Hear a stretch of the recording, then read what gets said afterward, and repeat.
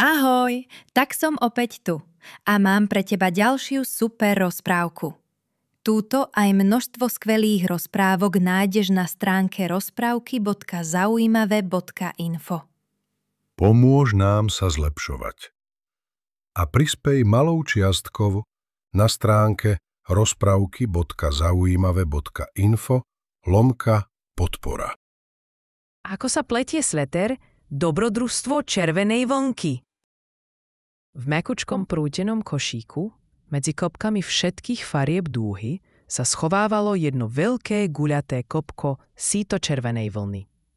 V jeho strede, stočená do pohodlného spánku, odpočívala vlnka. Bola to jediná, nekonečne dlhá nitka, ktorá tvorila celé to veľké kopko. Občas sa zamyslela. Na čo som tu? Len tak ležať a čakať? Jedného dňa pocítila jemné potiahnutie. Jej koniec, ktorý vykúkal z kopka, sa začal odvíjať. Jej, čo sa deje? Zašepkala prekvapene a trochu vystrašene. Kopko sa začalo kotúľať a vlnka sa ako dlhý červený hadík pomaly vysúvala von z bezpečia košíka.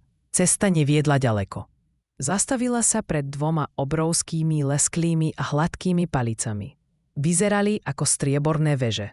Vítaj, vlnka, ozval sa zvonivý hlas. Patril jednej z palíc. Ja som ihlica Cinka. A ja som ihlica Klopka, pridal sa hlbší, klopkavý hlas druhej palice. Neboj sa, čaká nás veľké dobrodružstvo. Vlnka zvedavo naklonila svoj konček. Dobrodružstvo? Aké? Uvidíš. Usmiala sa Cinka a jemne ju obtočila okolo svojho tela. Vlnke to bolo príjemné. Pripomínalo jej to teplé objatie. Nevedela však, čo bude nasledovať. Zrazu sa k nej priblížila Klopka. Šikovne sa ponorila pod časť jej telíčka a vytiahla kúsok vlnky spoza nej. Vytvorila tak malú slučku. Aha, zvolala vlnka. Čo to je? To je očko, vysvetlila Klopka. Je to prvá časť našej skladačky. Teraz sa ma pevne drž. Očko sa jemne stiahlo a vlnka cítila, ako sa drží ihlice. A potom znova. Cinka ju opäť obtočila, Klopka sa ponorila a vytiahla druhé očko. A tretie a štvrté. Čoskoro bol na ihlici Klopke celý rad malých červených očiek, ktoré vyzerali ako vojaci v zákryte. Vlnka sa pozerala na to, čo z nej vzniká. Vyzerá to ako taký malý rebrík. Zamyslela sa nahlas. Ale na čo je to dobré? Každé očko je samé. Zatiaľ áno, povedala Cinka. Ale teraz sa pozri. Vraciame sa späť. Ihlica Klopka, plná očiek, sa otočila a podala prvé očko Cinke. Cinka sa svojím špicatým koncom ponorila do očka, zachytila vlnkin ďalší kúsok a pretiahla ho cezeň. Pôvodné očko sa zošmyklo z Klopky a ostalo visieť na novom očku. Juj, vyhrkla vlnka. To prvé očko sa drží toho nového, držia sa navzájom.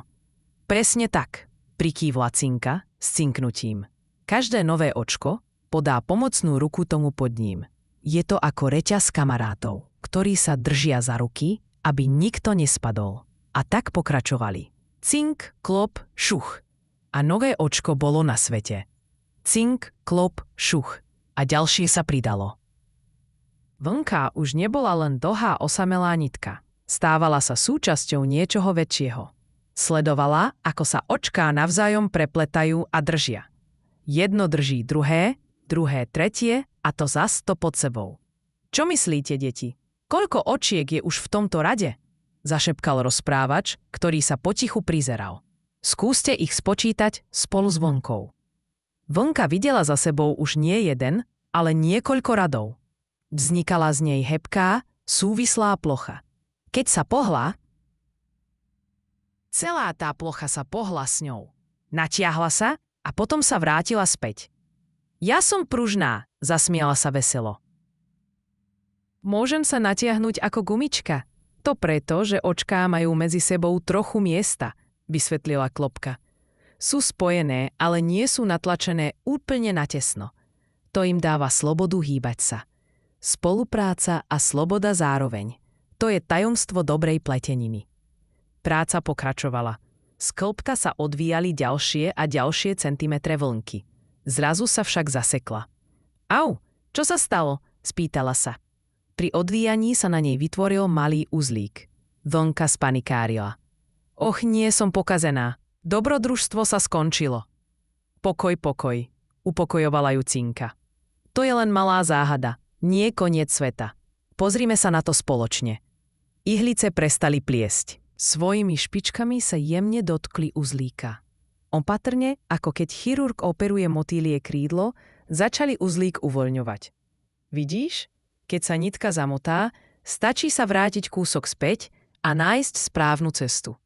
Povedala Klopka a jedným presným pohybom uzlík rozplietla. Vlnka bola opäť voľná a hladká. Ďakujem, vydýchla si. Už som sa bála, že je po všetkom.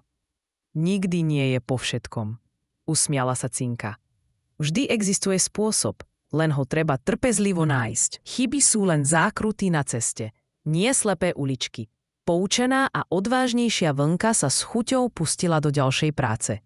Riadky pribúdali a červená plocha rástla. Už to nebola len obyčajná látka. Začala sa tvahovať. Na jednej strane vznikol dlhý pás, ktorý sa neskôr spojil do tunela. Čo to bude? Pýtala sa Vlnka samej seba, keď videla, ako z hlavnej časti pleteniny vyrastá ďalší podobný tunel. Cítila, že sa z nej stáva niečo zmysluplné, niečo, čo má tvar a účel. Už nebola len Vlnka, dlhá červená niť. Bola súčasťou rukáva, potom chrbta, potom prednej časti. Všetky tie očká, tisíce maličkých slučiek sa navzájom držali v pevnom, no pružnom objatí.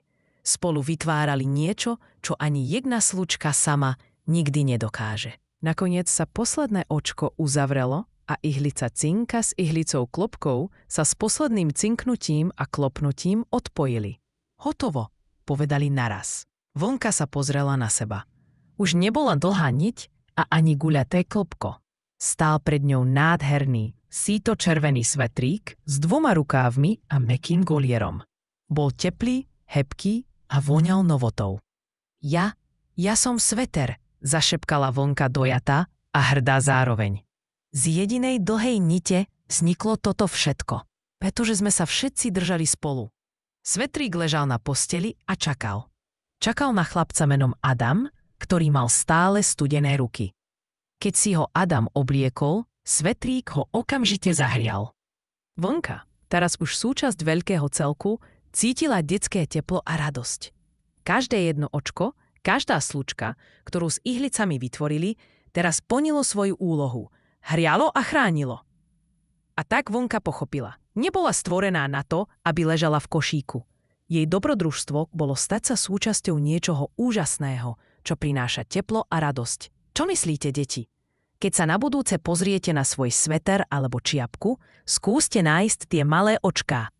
Predstavte si, ako sa držia za ruky, aby vás mohli zahriať. Každé z nich je dôležité, presne ako vy. Veríme, že sa ti rozprávka páčila. Ak si chceš prečítať alebo vypočuť ďalšie skvelé, zaujímavé a náučné rozprávky, chod na stránku rozprávky.zaujímavé.info. Budeme veľmi radi, ak o nás povieš aj svojim kamarátom. Ak nás chceš podporiť aj finančne a pomôcť nám s nákladami na prevádzku, budeme ti veľmi vďační a môžeš tak urobiť na stránke rozprávky.zaujímavé.info/podpora.